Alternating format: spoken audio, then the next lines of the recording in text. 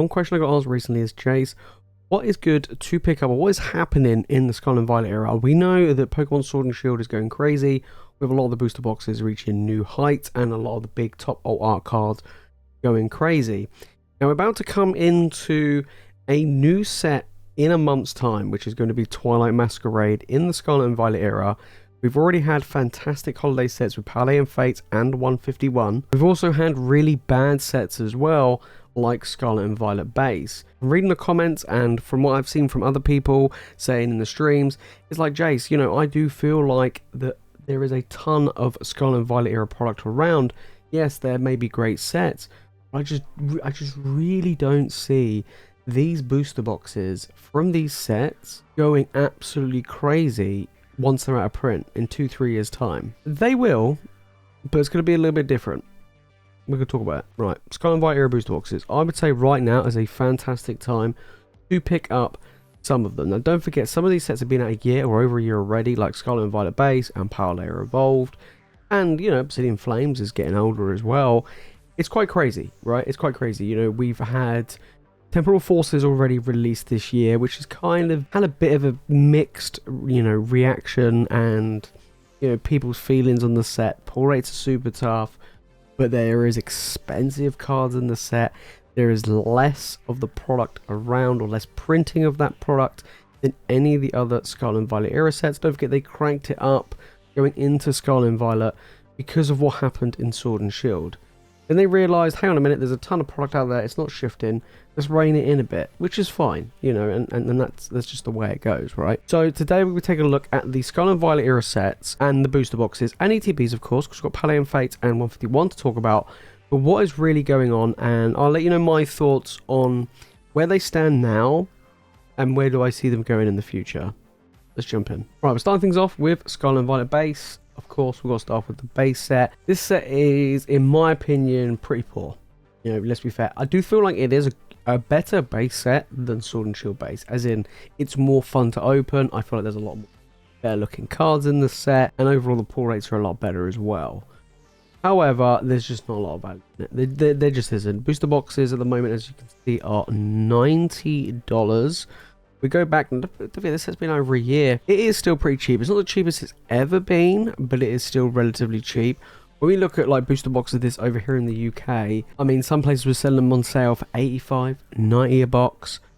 Some have gone up now. You know, some places have boosted up the prices of this booster box to around 100 to 110. I mean, you could probably still go on for under 100 here in the UK. And do I feel like that's worth it? I do feel like it's worth it. I really do. And, you know, even if you go back and you look at the Sword and Shield era, even if you picked the worst set possible, okay, we look at Battle Stars, we look at Darkness Ablaze, or something like that, the booster boxes are still more expensive than they were, of course, when they were at their cheapest point, right? Now, there are a time where you could pick up Battle Stars booster boxes for 80 a box. Right? Yeah, it hasn't gone up a huge amount. I mean, it's like 115 right now compared to all the other Sword and Shield sets, but it's still gone up. You know, so with the increase of MSRP as well, that's another thing we've got to take into consideration with the Scarlet and Violet era. However, I do feel like this is the worst one that you could potentially go for. So I wouldn't advise going crazy into Scarlet and Violet base. I do feel like there's other sets which have that potential to have better growth than this one. Right, then we have Palais Evolved. So Palais Evolved was the next set that came out. Now, was like, look, is this going to be like a Rebel Clash? Is it really going to be like a Rebel Clash? No, it's actually a really good set, to be fair. You know, obviously we've got the Magikarp, we've got the Iono. There's some really nice illustration rares in the set as well. I really rate Palais Evolved. There is less of this product around these days, to be honest. I mean, I'm struggling to find a decent amount of Palais Evolved, even over here in the UK. Now, I mean, you can still pick this up over here for around about 100 a box, if you can find it. I'm not saying it's like on my days, you know, there's barely any of it around, go out there and go crazy. But as you can see, it is climbing. It is actually climbing. It's now reaching 110 a box. Over the past 3 months, we saw this booster box go from 91 to 110. That's actually pretty good going. You know, we go back over the year, and it is slowly going back up to that kind of like pre-order price, because it did go up to like 120. and then it dropped because there was a lot of product around, and even its lowest possible point was $90. So it being 110 is quite interesting. So something we've got to keep an eye on with Paldea Evolved. There is potential for growth.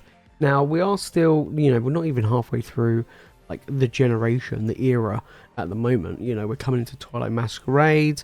I mean, how many sets there? It's like 5, 6 main sets now. So we're kind of coming into like the Chilling Reign equivalent in the timeline of Scarlet and Violet.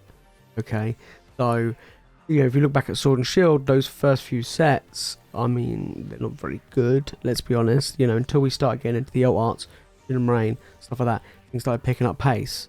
So that's one thing we've got to keep in mind when looking at these sets as well.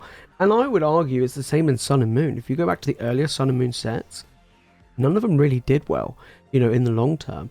So it's quite interesting that a lot of the, get like to the halfway point, and then the sets afterwards, and then later, months and later releases tend to do really well. It's kind of strange how it does that, but it's interesting.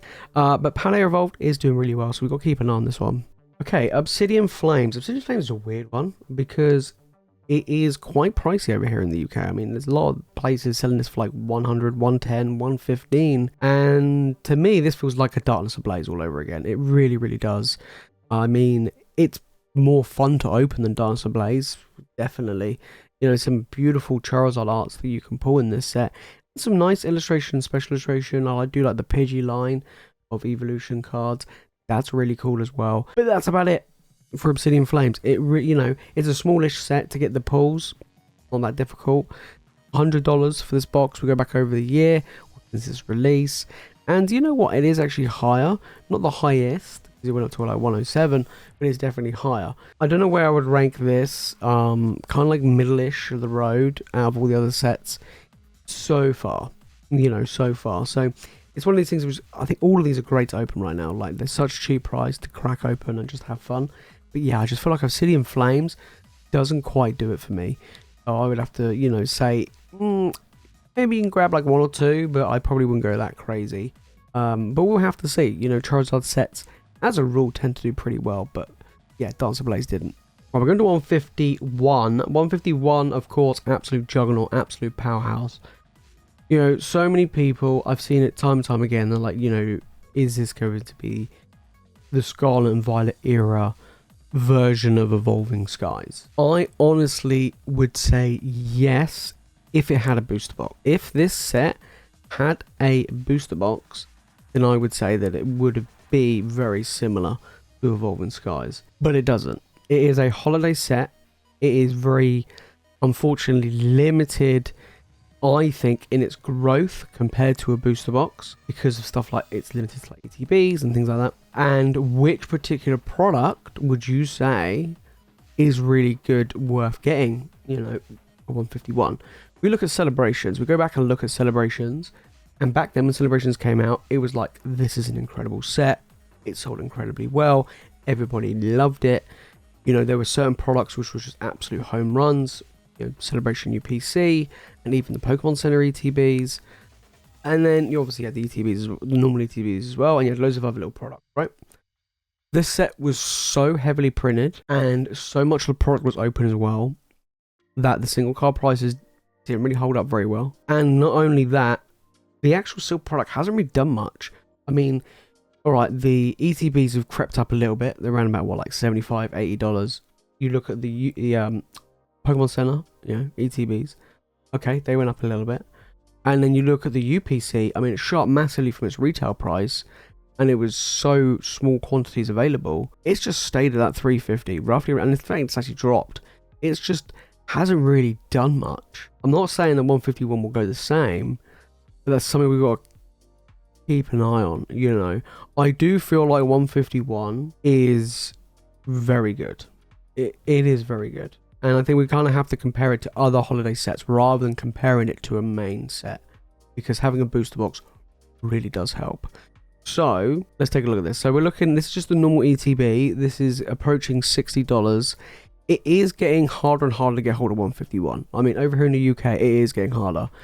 Trying to, it's like trying to get packs. You're buying like the binder collections or the poster collections. You're buying these weird, unusual products just to get packs. However, I will say, there are still a ton of 151 ETBs around at the moment. They have crept up a little bit in price. Some places are charging 55, some places are charging 60.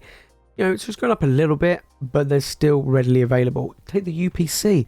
It's still easy to get hold of. There's still loads of it around and under retail. So again, we got to kind of be like, you know, yes, there was a lot of Evolving Skies around, but a booster box does help massively.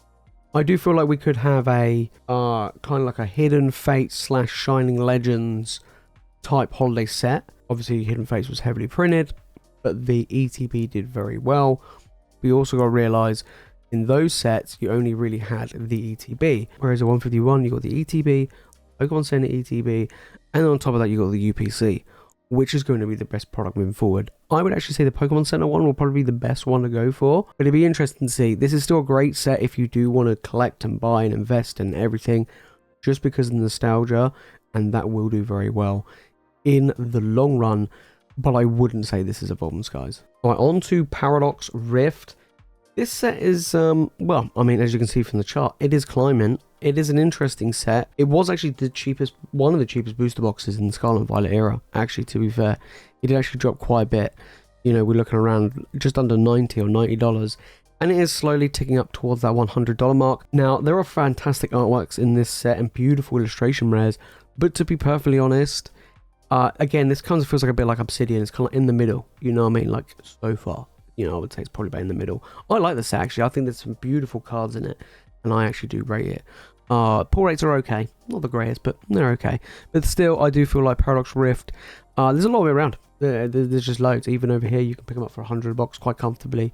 There is a lot of Paradox Rift around at the moment. It's still early days. You know, the set came out at the end of last year, so it is still, it might even be the beginning of this year. No, end of last year. So yeah, it is quite you know, one of these sets where, you know, it's in the middle of the road. If it, you know, I would say, I wouldn't say it's maybe not quite as good as Paldea Evolved, but it's definitely up there. Okay, Paldea and Fates. If I'm being honest, this is better than Shining Fates. Odds are better. They're worth more. However, this set is everywhere. Like, you can pick up super cheap. And look at this ETB. I mean, it's $38 right now. We go back to when the set came out, and it's nearly at its like lowest ever point. I mean, it dropped down to 35 at one point. Is this worth to get hold of, to invest in and keep sealed? Arguably no. I would say that obviously the Pokemon Center version is the best version to get, but again, I just so much of it around, and we don't know whether or not it's going to get reprinted again in a few months' time. So this is a set I would probably avoid right now.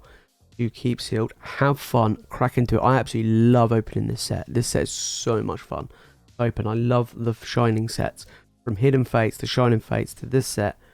Incredible. Like, they're really, really good. And I would even rate it pretty high in the fun factor. Is it good enough to be in the buy invest factor? I kind of feel like, yes, this is better than Shining Fates, but it might be like a Champion's Path, where it lingers around that, you know, $100 mark or whatever, and doesn't really go anywhere, but it does have some really big chase cards. That's kind of the level I feel like Paldea and Fates would be. I don't see it being Hidden Fates, and I don't see it being as bad as Shining Fates, but we'll have to wait and see. It's still relatively early. The set's only been out a few months. Yeah, I do rate this set, but not right now to buy and keep sealed, unless you're the Pokemon Center ETBs. And then finally, we've got Temporal Forces, which is, of course, the set that recently just came out. We have Twilight Masquerade coming, I believe, in a month's time, the end of May. But Temporal Forces, to me, I think this is a strong set. I really do think that this is a strong set, because you've got big chase cards, tough pull rates, and there's less product around. It's got a perfect storm going for it, right? A perfect storm. The artworks in this set are beautiful, absolutely stunning, and yeah, it's got real good chase cards, and that's what we want. And there's loads of cards that have good, solid value behind it. It really, really does, and I like it. I do like it. So we're looking at about 103 a box. It's relatively new. I don't expect it to be going anywhere anytime soon.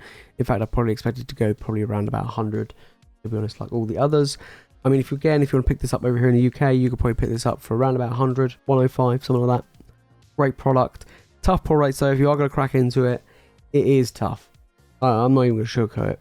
It is very difficult. We've opened up over, I think, 6-7 booster boxes now, and have only pulled one special illustration rare. that's basically what I think of Temporal Forces. I do feel like it's pretty decent. I think down the line, this and Paldea Evolved, so far of what's been released, will be the top contenders, the real big ones striving forward.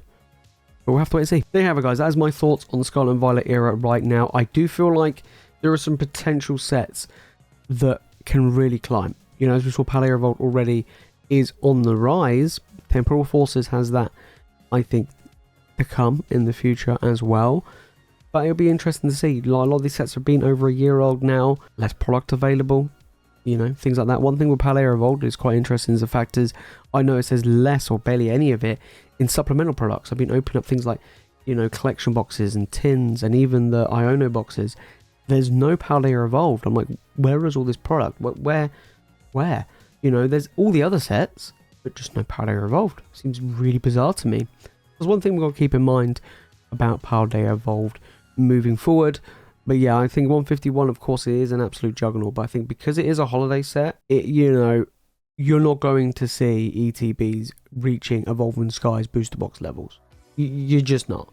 You know, if I had to compare it to another holiday set, Hidden Fates, Shining Legends, somewhere along that line, I think is fine for 151 in the future, which is still very good, by the way. Like, I'm not taking anything away from it. That is very, very impressive. If you made this far to the video, guys, and you've enjoyed it, make sure to smash the like button and make sure you subscribe for more Pokemon content. And let me know your thoughts down in the comments. What do you think about Scarlet and Violet era? What would you put at the top list? Do you think there's going to be really good to get in the long run? Of course, we know that 151 is going to be very good. But which product in 151 will do the best? I think it'll be the Pokemon Center ETBs.